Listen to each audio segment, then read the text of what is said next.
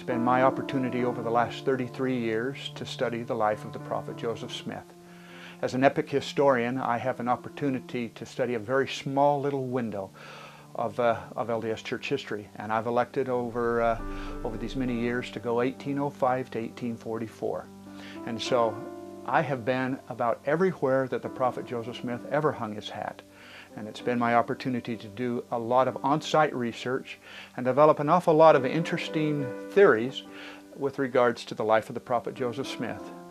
I'm going to share a few thoughts with you over the next few minutes with regards to some of the more significant things the prophet Joseph did.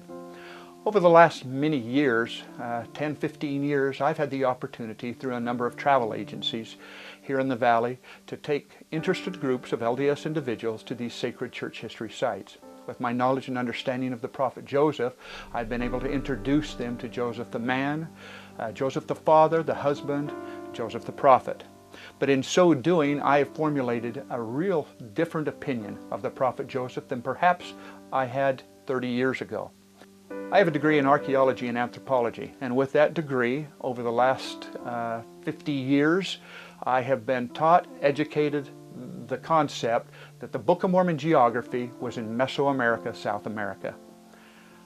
I have had a struggle over the last 10 years accepting that as I visited these sacred church history sites and having researched Joseph Smith and his contemporaries and those who called him friend. The prophet Joseph Smith did not speak of the Book of Mormon being in Mesoamerica or South America, ever. And in fact, just the opposite. I take groups to these sites and I try and make them a very significant and spiritual experience for these people. As we stand on the hill Cumorah, looking out into the valleys below, into Cumorah land, we make them very, very spiritual as we talk about the potential that these areas, in fact, might be the very areas the Book of Mormon peoples walked long ago. As I got to know Rod, I was pleased to find out that there are a group of people out there. There is an enormous amount of material relative to the geography of the Book of Mormon being right here in North America. As I got to know Rod and those who worked with him and started to read, to study, to ponder and pray the materials that he had put together, it became very, very clear to me that the way I had felt for over 10 years in my introduction to these sacred sites, to those who joined me on my trips, was validated, that there is some truth to the things I was feeling and some truth to the things I was sharing with others. I've had an opportunity now to meet with Rod on a number of occasions and to be a part of some of his research, reviewing some of the data that he's collected, the research that he's put together, he and others. And I'm pleased to say that I am very, very happy to have been a part of all of this and very pleased with the material as I've read through it. It's been my opportunity to check for the historical accuracy of the material relative to the prophet Joseph. And in so doing, I have found that they're right on the mark, that there are no discrepancies, there are no issues that they have presented that are not taken truthfully out of the text, the original text itself. I am here to endorse it 100%. If you'll take the time to ponder, to study, to reflect, and to pray about the materials that you've seen and that you will see or that you may study relative to this topic, I think you'll find that your testimony relative to the prophet Joseph Smith, the Book of Mormon, its geography, its people, is going to be very, very meaningful to you. That as you visit these sacred sites, that you'll understand and appreciate their significance, and in so doing, your testimonies will grow, that you'll have a greater understanding of the Book of Mormon, its truths, and its reality.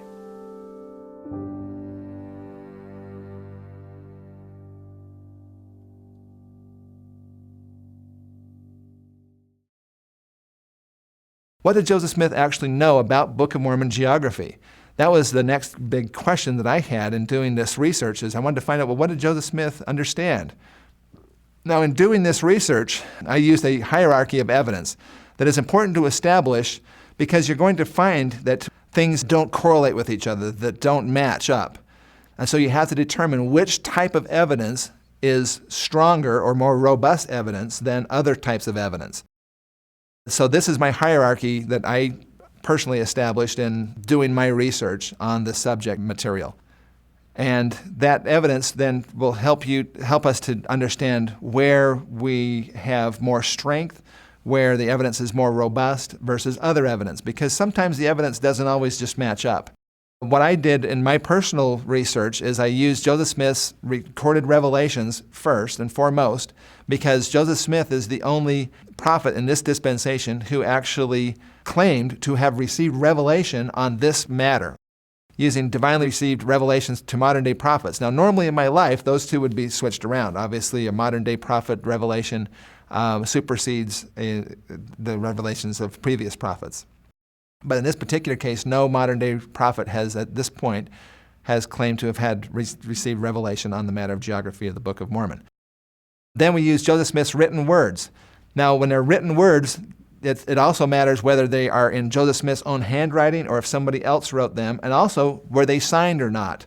Conference talks by modern prophets and apostles are also very good sources of evidence. Corroborated writings and journals of others. In other words, if we have multiple accounts or multiple people who are saying the same thing happened, then that also is strong evidence. First-hand accounts written shortly after the event are preferred over ones that were written after or long after the event. Historical compilations providing background information are also important. Personal communications of prophets and apostles. Uncorroborated second, third-hand accounts. When you have documents that are not signed, for example, when we don't know who the writer was. Those are poor evidence. Evidence based on theoretical assumptions or ideas are probably the worst kind of evidence, of course. We want to try to avoid those. In order to do this historical research properly, we need to start off with the idea that we're going to use those things that have the strongest evidence as our primary evidence, and then second-hand accounts and so forth, while they might support a first-hand account, can't be used as a primary account. Some people have said, well, anything that a prophet says is gospel, right? This is actually from Bruce R. McConkie. It was originally published in January of 1973, and it was reprinted again in the New Era, September of 2007. It's called Ordinary Men, Extraordinary Callings.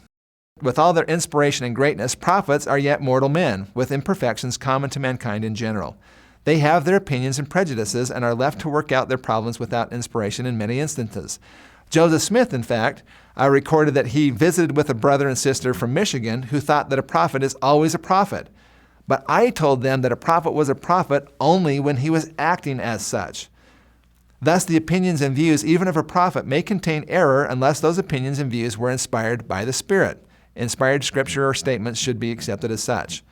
Prophets are men, and when they act by the Spirit of inspiration, what they say is the voice of God. But still, they are mortal, and they are entitled to and do have private opinions. Let's talk about some of the more powerful evidences where it's Joseph Smith claiming to have received revelation, wrote it down, and put his name to it, and in regard to the geography of the Book of Mormon. This is from the Wentworth Letter, which is accepted as one of the strongest, most robust evidences. We have the original source documents and so forth. And most of us are aware of the Wentworth Letter, portions of which were actually canonized into Scripture. In the Wentworth Letter, Joseph wrote this: on the evening of the 21st of September of 1823, while I was praying unto God and endeavoring to exercise faith in the precious promises of the Scripture, on a sudden, a light like that of day, only a far purer and more glorious appearance and brightness, burst into the room. Indeed, the first sight was as though the house was filled with consuming fire. In a moment, a personage stood before me, surrounded with a glory yet greater than that which I had already been surrounded. This messenger proclaimed himself to be an angel of God, sent to bring the joyful tidings that the covenant which God made with ancient Israel was at hand to be fulfilled. What was Joseph Smith having here? He wasn't just having a vision, he was actually having a visitation. Joseph continued, this messenger proclaimed himself to be an angel of God, sent to bring the joyful tidings that the covenant which God made with ancient Israel was at hand to be fulfilled, that the preparatory work of the second coming of the Messiah was speedily to commence, that the time was at hand for the gospel in all of its fullness to be preached in power unto all nations, that a people might be prepared for the millennial reign. I was informed that I was chosen to be an instrument in the hands of God to bring about some of his purposes in this glorious dispensation. I was also informed concerning the aboriginal inhabitants of this country. and shown who they were and from whence they came, a brief sketch of their origin, their progress, their civilization, their laws, their governments. Now, I find it interesting that Joseph Smith used the term "this country." He said that he was informed concerning the aboriginal inhabitants of this country. What country is Joseph Smith in at the time? He was in the United States, of course. He said that he was shown who they were, where they came from.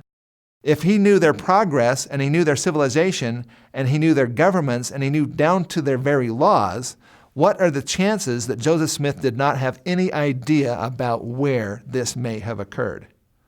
Joseph continued, "The remnant are the Indians that now inhabit this country." Remember the demonstratives. What country is Joseph Smith in? It's the country that is near to him, that is in proximity of him as a speaker. This book also tells us that our Savior made his appearance upon this continent after his resurrection. There's what is known as a sense of place. Those of you who may have had the privilege of going back and visiting these sacred sites where the angel Moroni met with Joseph Smith, go back and visit these places and see the cabin where this occurred. And this is the very room where the angel Moroni appeared to the prophet Joseph Smith as a boy. Many people have not heard of this account, but it's the American Revivalist account. In 1833, Joseph Smith penned a letter to the editor of the American Revivalist and Rochester Observer in which he describes the Book of Mormon as follows. He wrote this letter, gave it to the editor. The editor did what editors do and changed it, printed it. Joseph Smith caught word of this and then immediately fired off another letter and basically told the editor that this was received by commandment from God and do not change one word of it. And amazingly, the editor actually put it in then complete. And this is one of the sections that came out of this. The Book of Mormon is a record of the forefathers of our Western tribes of Indians. By it we learn that our Western tribes of Indians are descendants from that Joseph that was sold into Egypt, and that the land of America is a promised land unto them.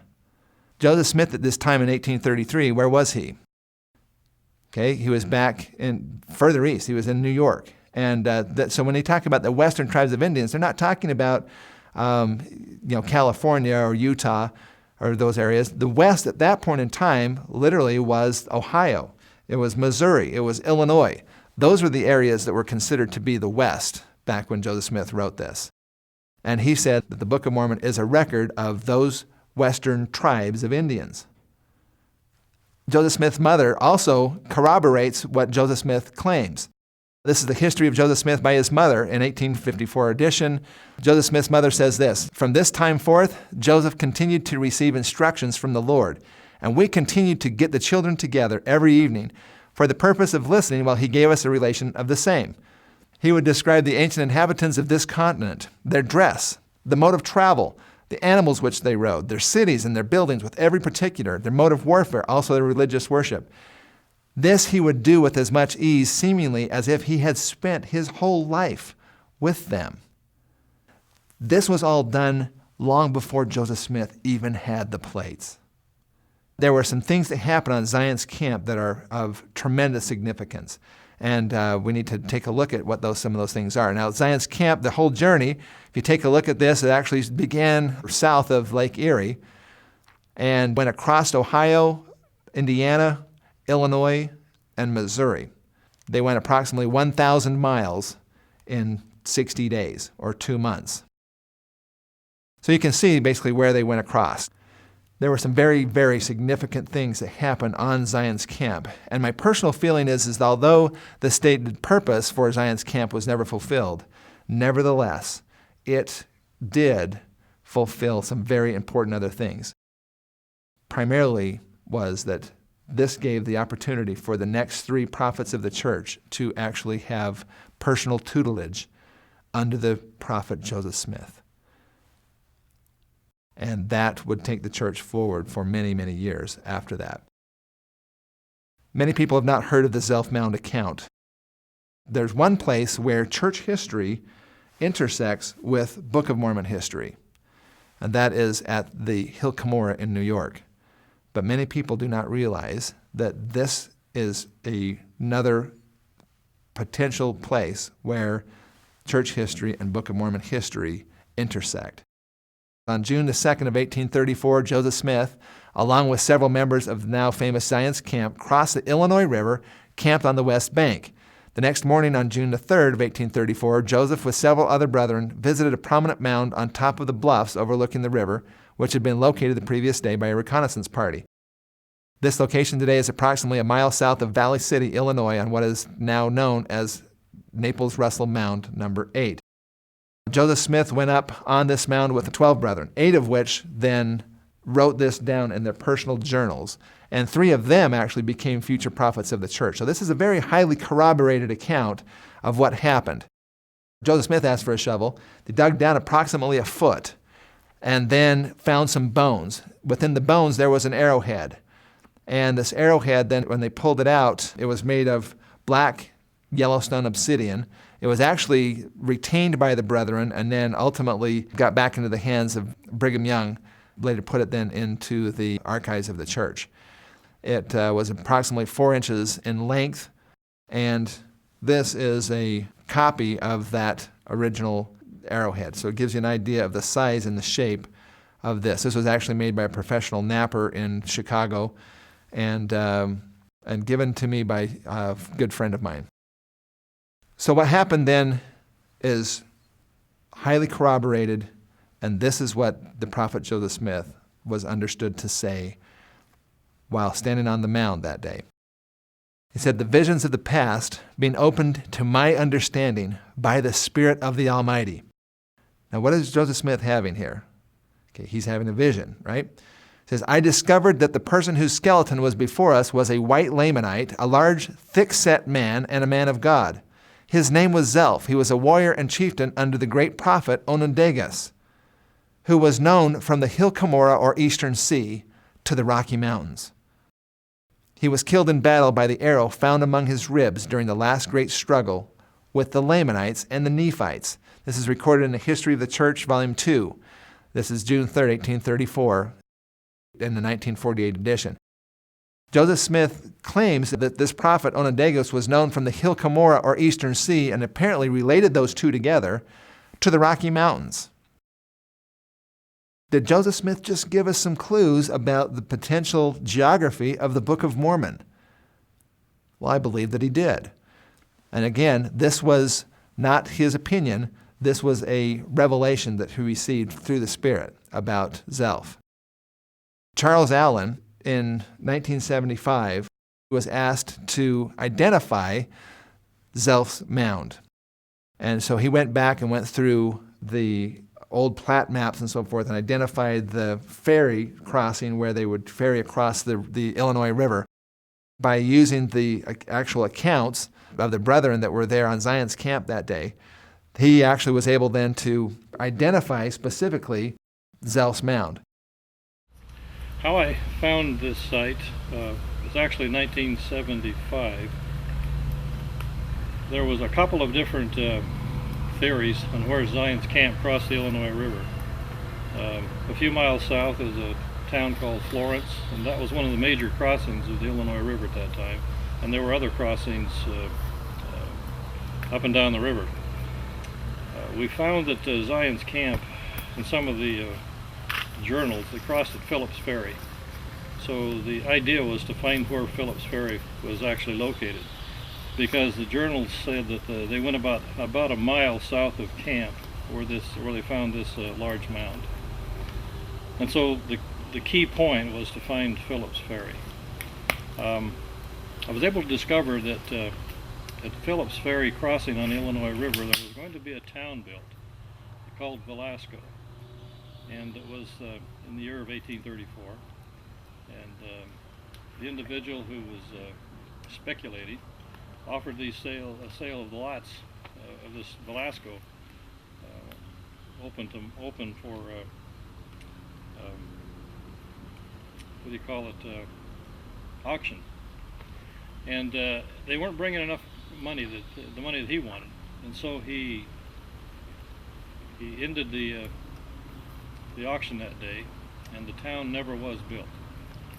But the plat of the town survived, and it was in the county records at Pittsfield, which is a few miles south of here. And so I went to the county courthouse and I found a copy of the plat. And having worked with surveyors over the years, I knew that they had to have coordinates in order to establish a city. It had to be legally identified. And so I knew that if I could find those coordinates and could locate where Phillips Ferry was in relation to maybe a section line, then I could find where the mound was.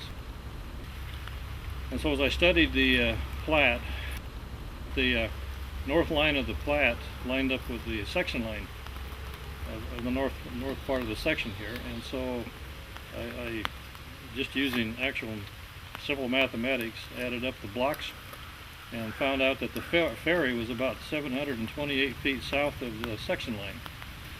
So I found the section line as it is today and stepped off about 728 feet and said, okay, this is where the ferry landed, or was to land, in the city that never was built. And so then I drove a mile south, which is to this location. The mound was already known then. It was a huge mound. The state of Illinois had it marked, and it was part of the I think it's called the Naples-Russells or Russell-Naples mound structure. There's 8 different mounds here. This is the largest of the group. The thing that I had to do was to see if this indeed fit the description of Zion's camp. And so when I drove to the base of this bluff structure, I found it was 9/10 of a mile below the ferry crossing, which would have been Zion's camp's site for that evening. So I think it pretty well verified the fact that this mound behind me was the mound where the ancient white Lamanite Zelph was buried. 1975, they were able to determine that this was Zelph's mound. It took centuries to build. They just didn't build a large mound to bury somebody in. They usually laid them on the ground, put some dirt in, and over centuries it built up. So there were layers of remains of individuals. This is actually a photograph of Zelph's mound. It still exists there today. In fact, there's artifacts that have been recovered. There was a 2-foot trench that was excavated. Several artifacts were taken from that mound. Carbon dating has been done on that, and in fact, the carbon dating comes back between 250 to 350 AD, which would be right in the ballpark that needed to be for this to actually occur and the time frame that Joseph Smith indicates. Now, Donald Q. Cannon has written a wonderful article, and it's called Zelph Revisited.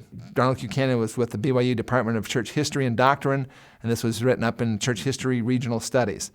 The journal accounts of Joseph Smith's activities and his letter indicate that he believed that Book of Mormon history, or at least a part of it, transpired in North America.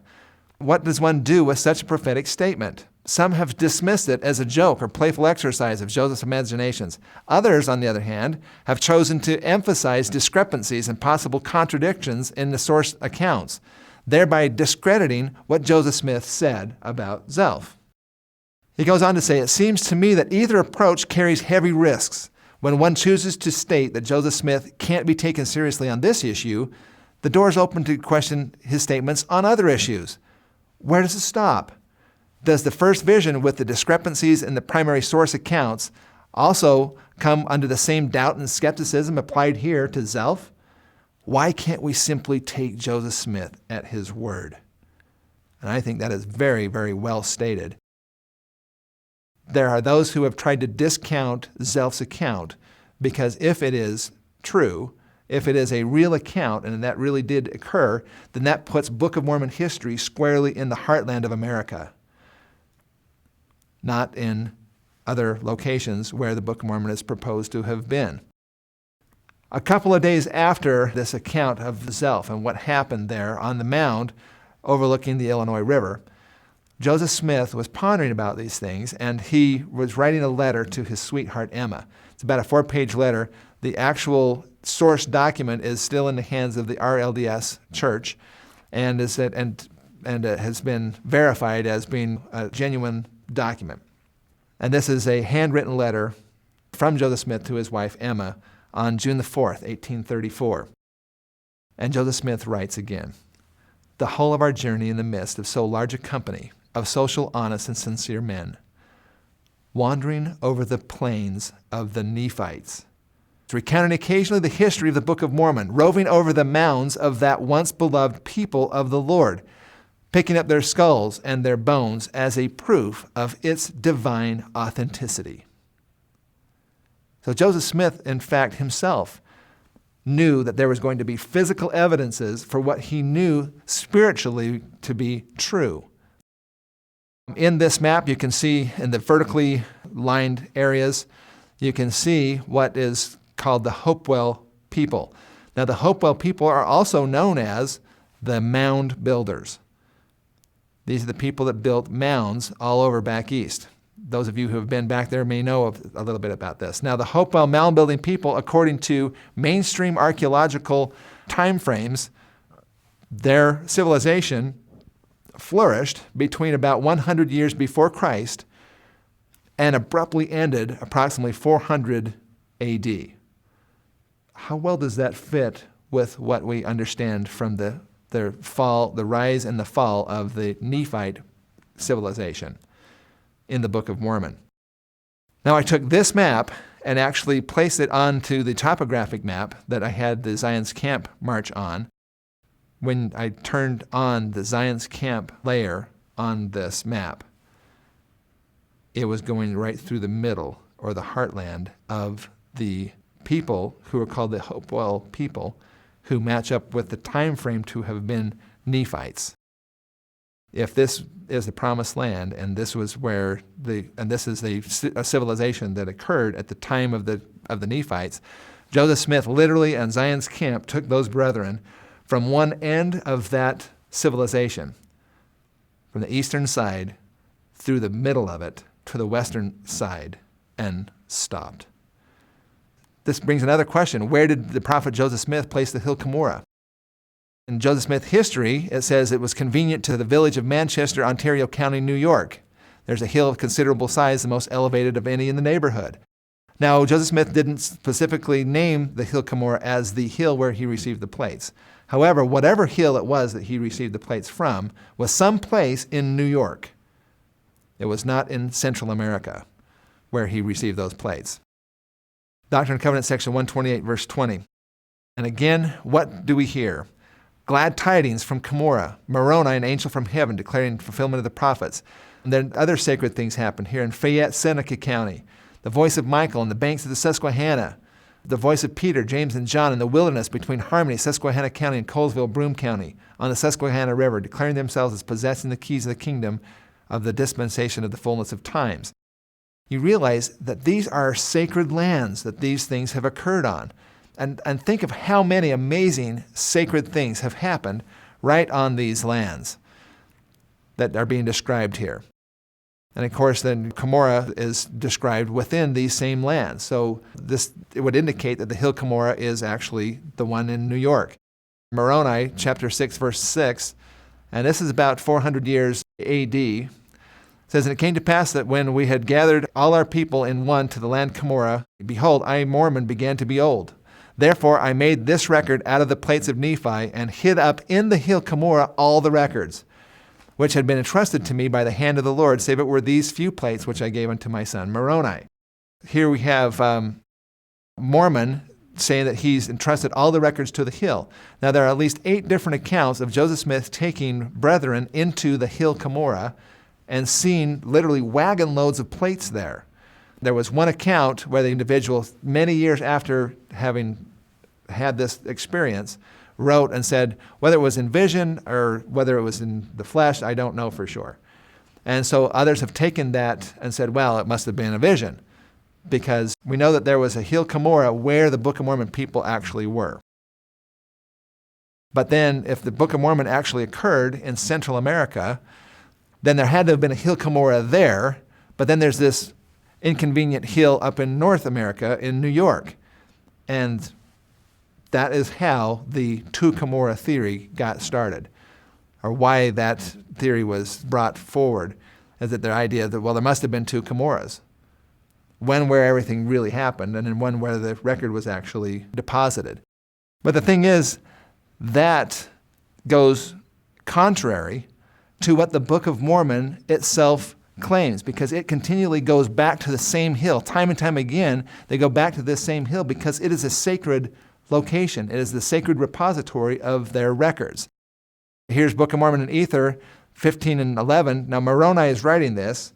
Listen to how he says this. And it came to pass that the army of Coriantumr did pitch their tents by the hill Ramah. And that's the same hill where my father Mormon did hide up the records unto the Lord, which were sacred. So see, even within the text of the Book of Mormon, it continually goes back to the same hill. There was never any indication at all that the Book of Mormon had more than one hill Cumorah, because they keep going back time and time again to the same hill. Now, those who have said, well, he hid the records up in the hill Cumorah, but then later he put the records on the hill Cumorah.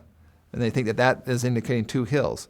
The hill Cumorah is a glacial drumlin. It's not one that would be susceptible to natural caves or cavities in the hill. So it must have probably been a man-made cavity and then filled with the records. Where did Joseph Smith send missionaries? Unto the Lamanites. Doctrine and Covenants, section 54, verse 8, in June of 1831, the Lord commands Joseph Smith to send missionaries unto the Lamanites. And thus you, Newell Knight, shall take your journey into the regions westward unto the land of Missouri, unto the borders of the Lamanites. Now, I don't believe that the Lord is confused about where the Lamanites are located, and he told Joseph Smith to send the missionaries there. Joseph Smith then also sent missionaries all over. The Book of Mormon had just been published, and a lot of folks have wanted to know, well, what did Joseph Smith know about this geography, and why did we end up with so many people thinking that the Book of Mormon is in Central America? Well, some of the early brethren who were called to preach the gospel began to seek support for the claims of the Book of Mormon about large cities and so forth through a book by John Lloyd Stevens, and it was a New York Times best-selling book called Incidents of Travel in Central America, Caiaphas and Yucatan. This book was a 2-volume series that actually had for the first time engravings of these monumental ruins that are in Central America. And it became a tremendous hit in the United States at the time. This book, this 2-volume series, focused on the tremendous ruins of Central America, which were promoted by early brethren of the church as evidence for an assumed highly advanced civilization. Such grand evidences appeared to be lacking in the northern Native American cultures, who were looked upon as ignorant savages at the time. This is John Taylor and Wilford Woodruff, who were the editors of the Times and Seasons at this time, in an article called Ancient Ruins in 1844. At the time that the book, meaning the Book of Mormon, was translated, there was very little known about ruined cities and dilapidated buildings. The general presumption was that no people possessing more intelligence than our present race of Indians had ever inhabited this continent. And the accounts given in the Book of Mormon concerning large cities and civilized people having inhabited this land was generally disbelieved and pronounced a humbug. David Whitmer, one of the witnesses of the plates, had this to say. This was actually recorded in David Whitmer Interviews, a Restoration Witness by Lyndon W. Cook in 1991. When we meaning the witnesses of the Book of Mormon, were first told to publish our statement, we felt sure that the people would not believe it. For the Book of Mormon told of a people who were refined and dwelt in large cities. But the Lord told us that he would make it known to the people, and people should discover evidence of the truth of what is written in the book. John Taylor writes this. He says, we were then told that the inhabitants of this continent were and always had been a rude, barbarous race, uncouth, unlettered, and without civilization. But when they were told of the various relics that have been found indicative of civilization, intelligence, and learning, when they were told of the wealth, architecture, and splendor of ancient Mexico, when they could trace the fine delineations of the sculptor's chisel on the beautiful statue, the mysterious hieroglyphic, and the unknown character, they began to believe that a wise, powerful, intelligent, and scientific race had inhabited this continent. And I can just see the missionaries as they would go out and preach the gospel and give people the Book of Mormon to read. And they would read about these civilizations, these people who had writing and built large cities. And then they would go to the missionaries and say, wait a minute, are you talking about the savages? And going, well, where's the evidence for that? And so I think what we see here is that we see that the early brethren were very interested in demonstrating this highly advanced civilization that was assumed would be found, who were the Nephite people of the Book of Mormon. This is 1844 in the Times and Seasons. It says, Stevens, in his Incidents of Travel in Central America, has thrown in a flood of testimony, and from the following statements it is evident that the Book of Mormon does not give a more extensive account of large and populous cities than those discoveries now demonstrate to be even in existence.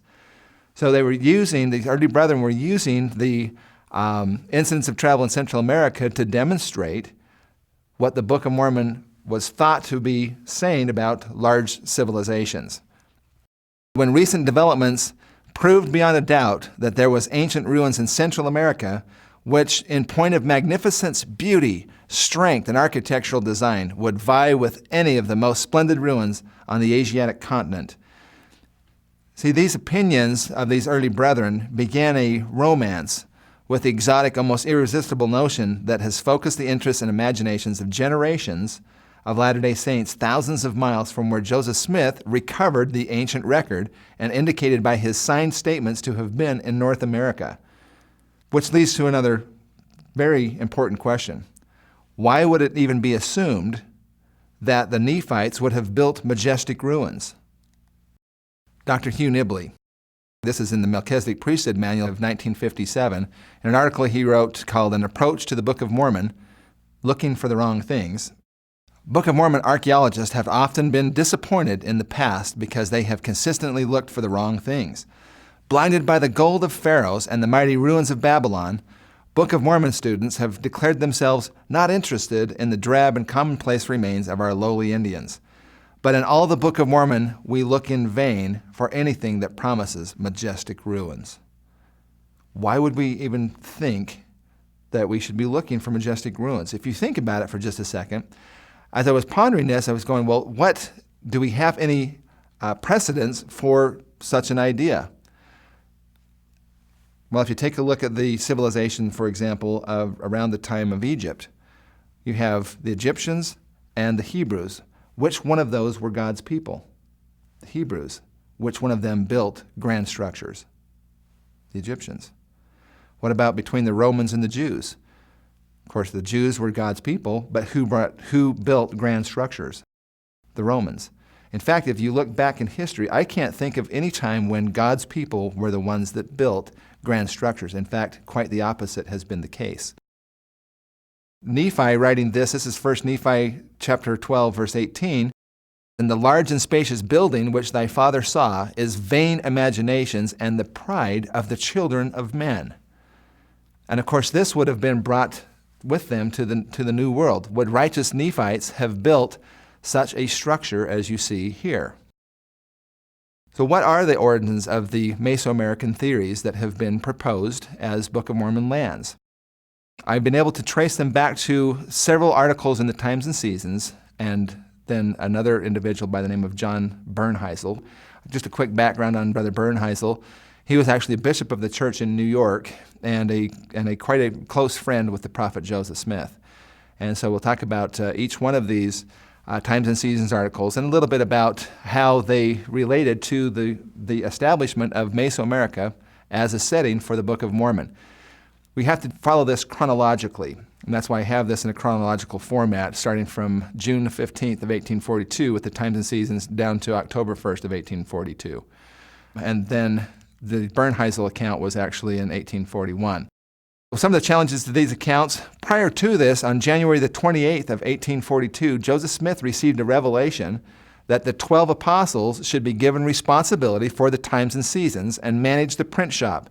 Joseph recorded thus, I received the following revelation to the 12 concerning the times and seasons, given January 28th, 1842.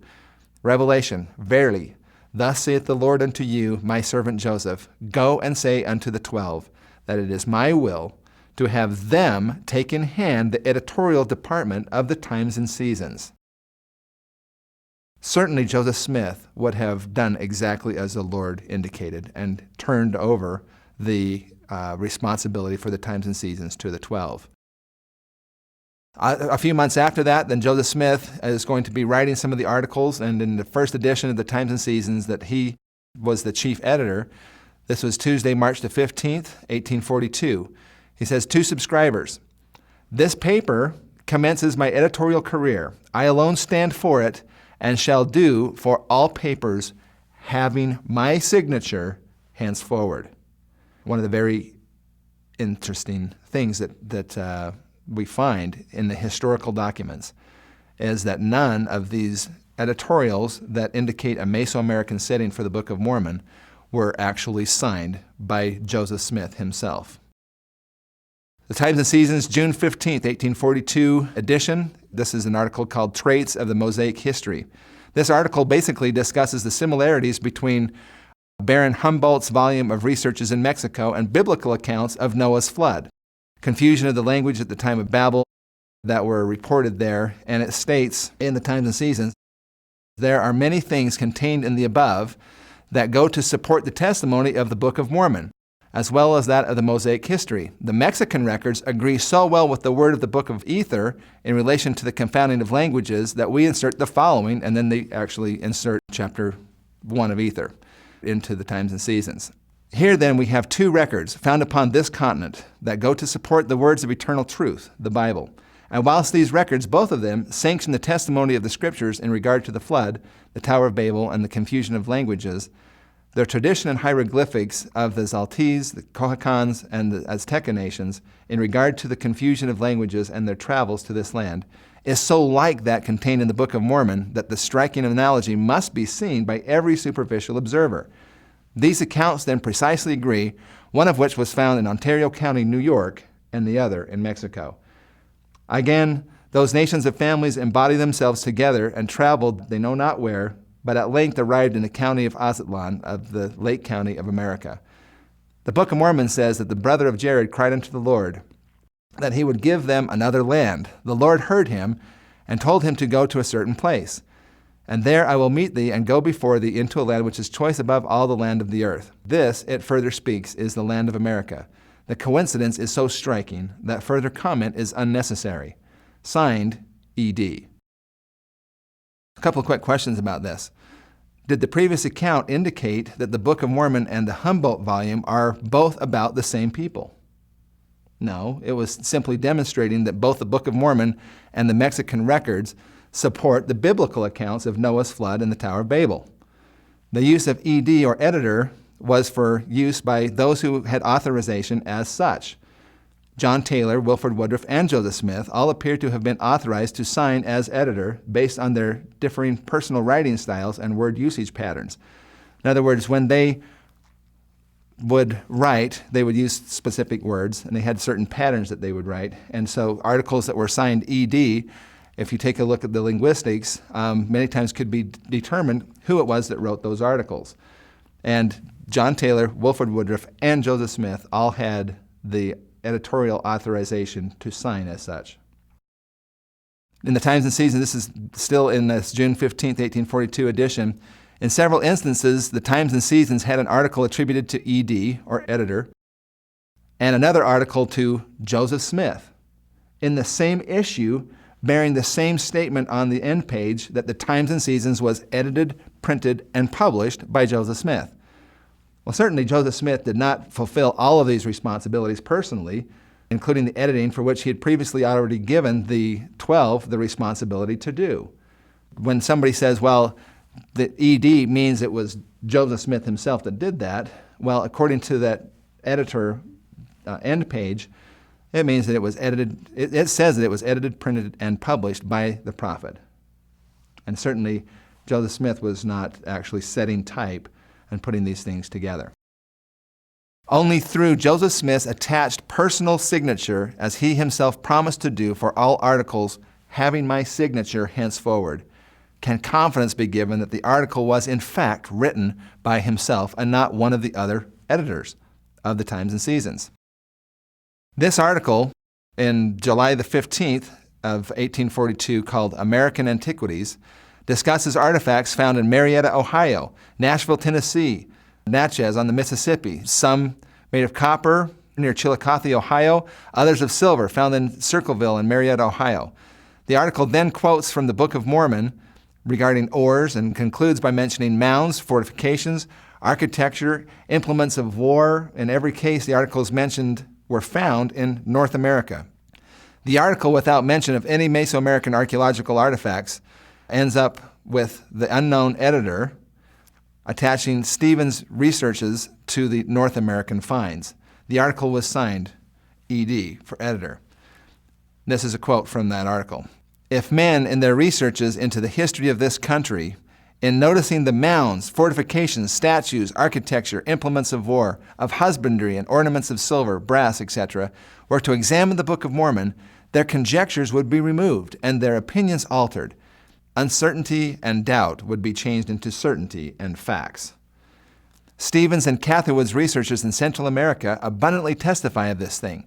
The stupendous ruins, the elegant structure, and the magnificence of the ruins of Guatemala and other cities corroborate this statement and show that a great and mighty people, men of great minds, clear intellect, bright genius, and comprehensive designs inhabited this continent. Their ruins speak of their greatness. The Book of Mormon unfolds their history. Signed, E.D. Now, this is the Times and Seasons September 15th, 1842 article called Extract. And what happens in this article is that the editors put in a little portion from the Stevens Incidents of Travel in Central America book and then make some editorial comment about it afterwards. The foregoing extract has been made. We are sorry that we could not afford the expense to give the necessary cuts referred to in the original. Let us turn our subject, however, to the Book of Mormon, where these wonderful ruins of Palenque are among the mighty works of the Nephites, and the mystery is solved. Mr. Stevens' great developments of Antiquities are made bare to the eyes of all the people by reading the history of the Nephites in the Book of Mormon. They lived about the narrow neck of land which now embraces Central America with all the cities that can be found. Now, this was an unsigned article, but in the writing style, the editors used the words we and our and so forth, meaning that this was a type of writing that you will see that is different from when Joseph Smith actually writes the articles. This is a different article in the same September 15th, 1842 edition of the Times and Seasons. It's called Facts or Stubborn Things. From an extract from Stevens' Incidents of Travel in Central America, it will be seen that the proof of the Nephites and Lamanites dwelling on this continent, according to the account in the Book of Mormon, is developing itself in a more satisfactory way than the most sanguine believer in that revelation could have anticipated. It certainly affords us a gratification that the world of mankind does not enjoy, to give publicity to such important developments of the remains and ruins of those mighty people. When we read in the Book of Mormon that Lehi went down to the Red Sea to the great southern ocean and crossed over to this land and landed a little south of the Isthmus of Darien as a branch of the house of Israel, and then read such a goodly traditionary account as the one below, we cannot but think the Lord has a hand in bringing to pass his strange act and proving the Book of Mormon true in the eyes of all the people. The extract below comes as near the real fact as the four evangelicals do to the crucifixion of Jesus. Surely facts are stubborn things. It will be as it ever has been. The world will prove Joseph Smith a true prophet by circumstantial evidence in experiments as they did Moses and Elijah.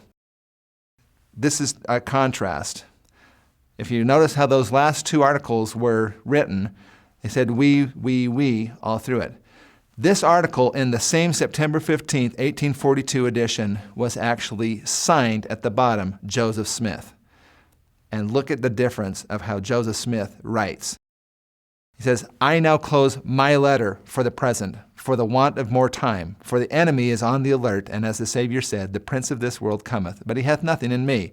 Behold, my prayer to God is that you all may be saved, and I subscribe myself your servant in the Lord, prophet and seer of the Church of Jesus Christ of Latter-day Saints.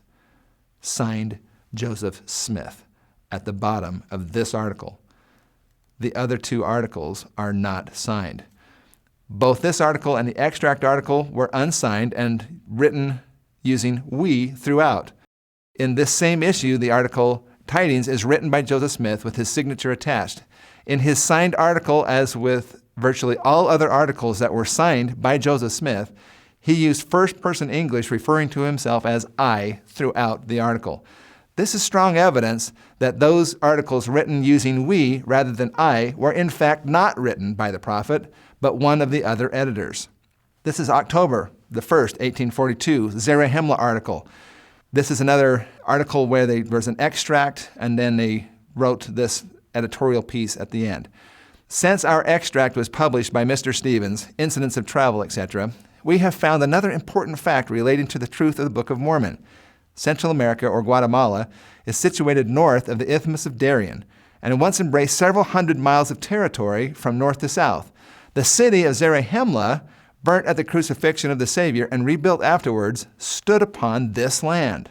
Now that is a pretty factual statement. They come right out and say the city of Zarahemla was on this land, as if it was a established fact. But then in the next lines, they say this: we are not going to declare positively that the ruins of Catagua are those of Zarahemla, but when the land and the stones and the books tell the story so plain, we are of the opinion. Now think about that for just a second. How many times did you ever hear of Joseph Smith coming out and making a statement, a hard and fast statement like this one just did, and then said, well, in my opinion, we have to do this or that? That wasn't Joseph Smith's style. That wasn't the way Joseph Smith did things. That was the way of whoever this editor was, probably either John Taylor or Wilford Woodruff at the time, that actually wrote this editorial. That it would require more proof than the Jews could bring to prove the disciples stole the body of Jesus from the tomb, than to prove that the ruins of the city in question are not one of those referred to in the Book of Mormon. On one hand, this is Zarahemla was on this land. On the other hand, they say, well, we're not going to declare that really positively, but it's our opinion that this is what happened. That was not written by Joseph Smith. Some of the challenges with these accounts: Joseph Smith went into hiding from the unlawful arrest being perpetrated against him due to false accusations for an attempted assassination of Governor Boggs. This began Monday, August the 8th, and continued until Thursday, October the 20th of 1842.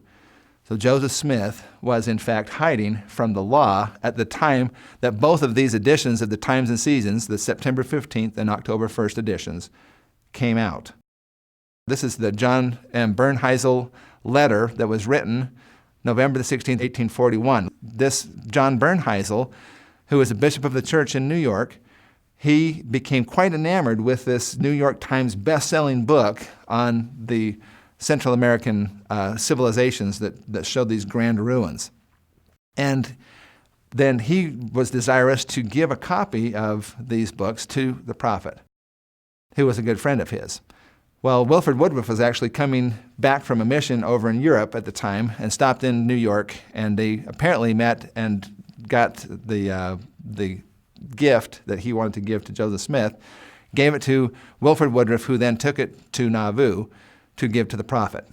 Now, it's a pretty good possibility that Wilford Woodruff may have actually read some or if not all of these books on his way to see the prophet. We don't know whether he did or not, but then when Joseph Smith got the books, then a while later, then he had a letter that was written in November the 16th of 1841, and this is what the letter says. This is Joseph Smith thanking John Bernheisel for the gift of the books.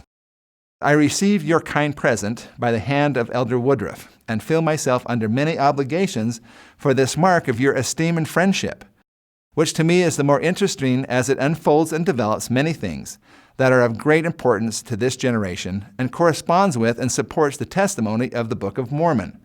I have read the volumes with the greatest interest and pleasure, and must say that of all the histories that have been written pertaining to the antiquities of this country, it is the most correct, luminous, and comprehensive. What most people who use this as an evidence that Joseph Smith's mind was changing on the geography of the Book of Mormon to a Mesoamerican setting that they don't normally tell you is that this letter is acknowledged by church historians to have been written not by Joseph Smith, but by John Taylor, who wrote the letter for Joseph Smith.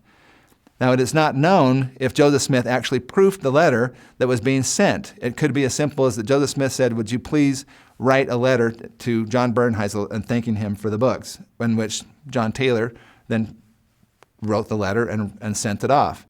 And John Taylor, who never claimed to have received any revelation on the geography of the Book of Mormon, was also one of the editors of the Times and Seasons, and is well known by historical documents that he was quite enamored with Stephen's book, and in fact had written other articles and so forth in regard to that.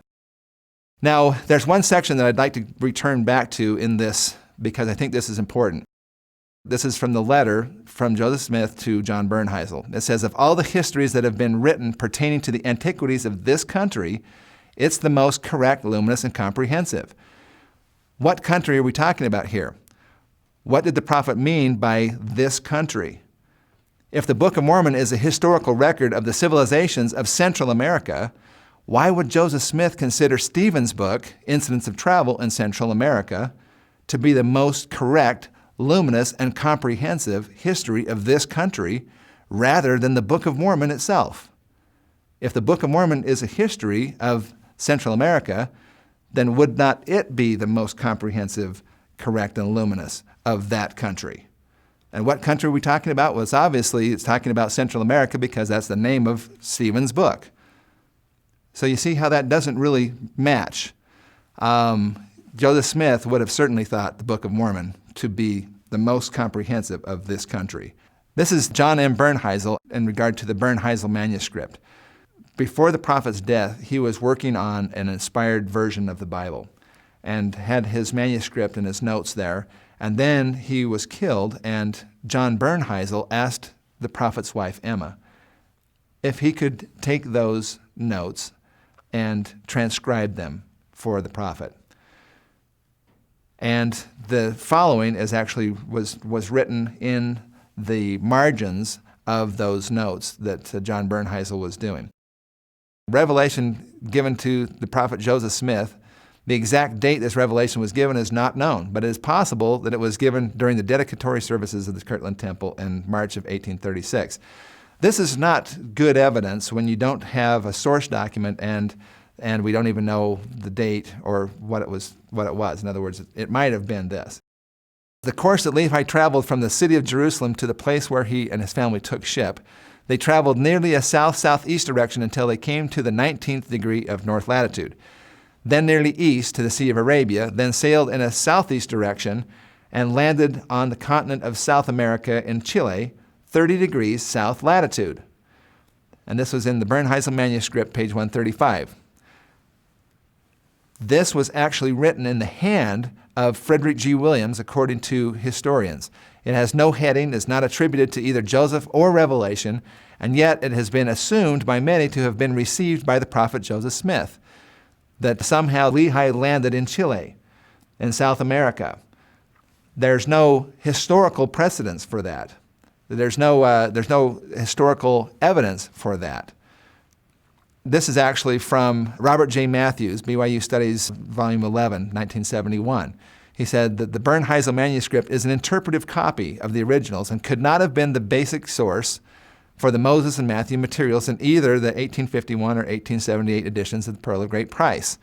Dr. Bern-Heisel did not make a simple transcription of the originals, but did some adaptation, interpreting, judging, thinking for himself. He also made some explanatory comments beyond the content of the original documents that he was copying.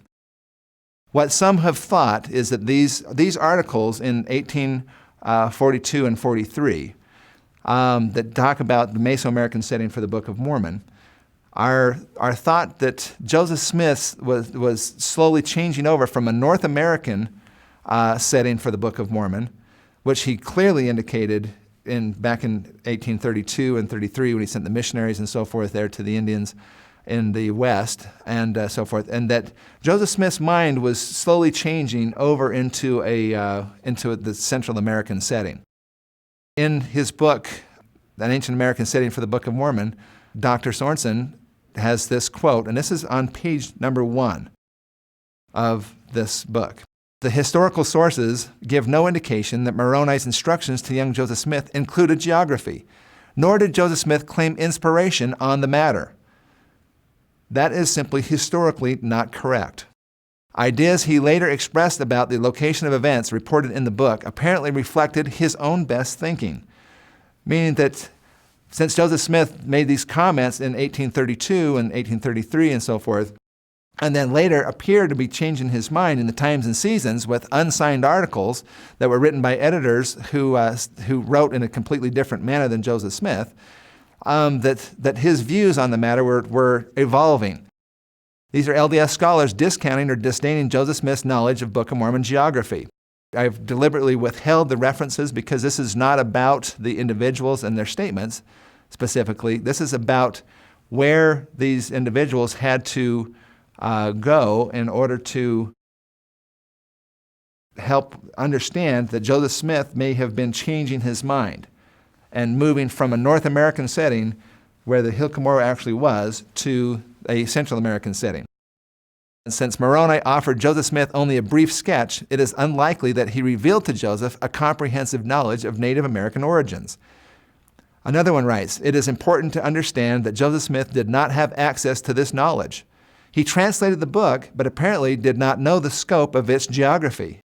Exactly what Joseph Smith believed at different times in his life concerning Book of Mormon geography in general is also indeterminable." Evidently, Joseph Smith's views on this matter were open to further knowledge, meaning that as he learned more from Stephen's book, that he then made the switch over from North America into Central or Mesoamerica. Did Joseph Smith's understanding of the location of the Lamanites actually evolve?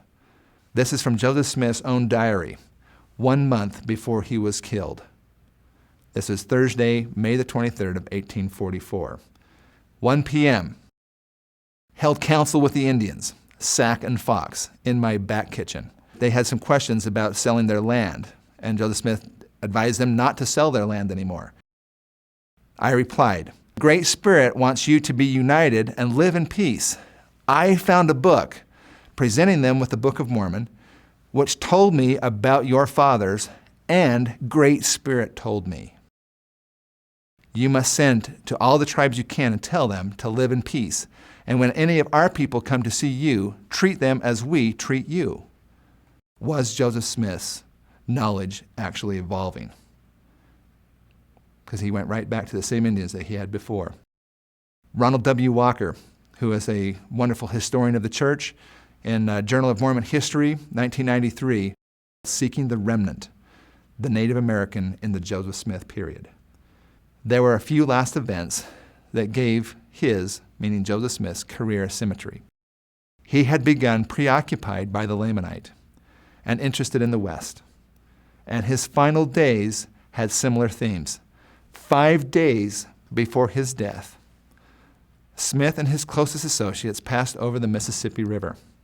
Standing on a small house frame, he spoke to his followers before going to fateful Carthage. "You will yet be called to go to the strongholds of the Rocky Mountains," Smith predicted. "You will gather the red man from their scattered and dispersed situation to become the strong arm of Jehovah. Where were these red men that Joseph Smith was talking about? He knew that they were going to the west, to the Rocky Mountains, which is again in North America, in the Promised Land. Brother Walker continues.